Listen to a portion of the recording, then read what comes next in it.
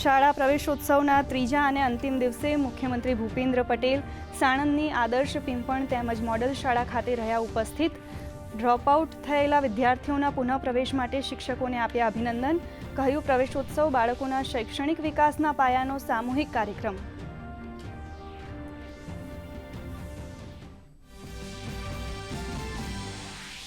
નાયબ મુખ્યમંત્રી હર્ષ સંઘવીએ વડોદરા અને સુરતમાં શાળા પ્રવેશોત્સવ કાર્યક્રમમાં આપી હાજરી. બાળકોના સર્વાંગી વિકાસમાં સહભાગી થવા શિક્ષકોને કરી અપીલ. તો કૃષિ મંત્રી જીતુ વાઘાણીએ ભાવનગરથી કહ્યું, બાળકોના ગુણવત્તાયુક્ત વિકાસ માટે સરકાર સતત ચિંતિત અને કાર્યશીલ.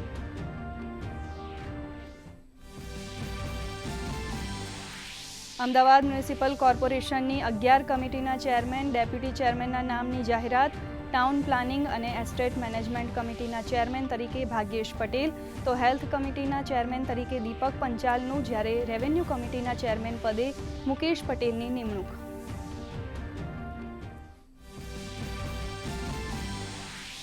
પ્રધાનમંત્રી નરેન્દ્ર મોદીએ સંવિધાન હત્યા દિવસે કહ્યું, કટોકટી હતી બંધારણ પરનો સીધો પ્રહાર. પીએમએ ન્યાય, સમાનતા, બંધુત્વ અને સ્વતંત્રતાના સિદ્ધાંતની રક્ષા માટે વ્યક્ત કરી પ્રતિબદ્ધતા.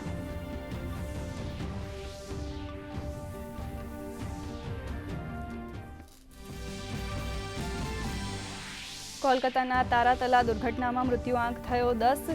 શુભેન્દુ સરકારે ઘટનાની તપાસ માટે કરી એસઆઈટીની રચના. પોલીસે સુપરવાઇઝર સહિત 5ની કરી ધરપકડ. મૃતકોના પરિવારજનોને 2 લાખ રૂપિયાની સહાય જાહેર.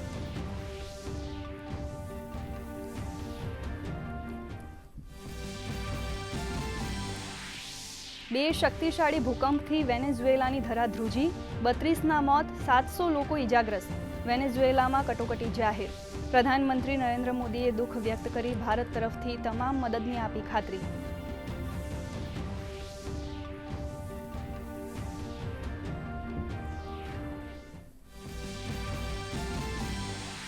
રાજ્યમાં મુસ્લિમ બિરાદરો દ્વારા મહોરમની તૈયારીઓ. પોલીસ વડાઓની અધ્યક્ષતામાં કાયદો અને વ્યવસ્થા જાળવવા ચર્ચા. જામનગરના પ્રખ્યાત અને કલાત્મક તાજિયાને અપાયો આખરી ઓપ. તો મહોરમ નિમિત્તે અમદાવાદમાં બીઆરટીએસના રૂટમાં ફેરફાર.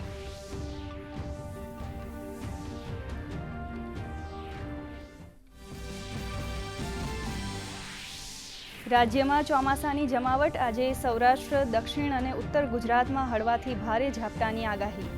સંઘ પ્રદેશ, દીવ દમણ, સાબરકાંઠા, બનાસકાંઠા, મહેસાણામાં આગામી 3 કલાકમાં ભારે વરસાદની વકી. પવનની ગતિ 40 કિલોમીટર પ્રતિ કલાક રહેવાની સંભાવના.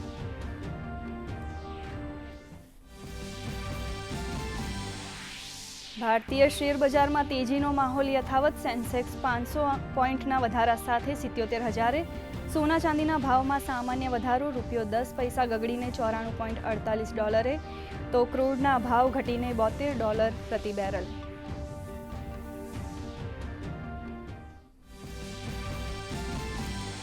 ફિફામાં બ્રાઝિલનો સ્કોટલેન્ડને હરાવીને નોકઆઉટમાં પ્રવેશ. તો દક્ષિણ આફ્રિકા અને મોરોક્કો પણ રમશે નોકઆઉટમાં, જ્યારે ચેક ગણરાજ્ય અને કતરની ટીમ હાર સાથે વિશ્વકપમાંથી થઈ બહાર.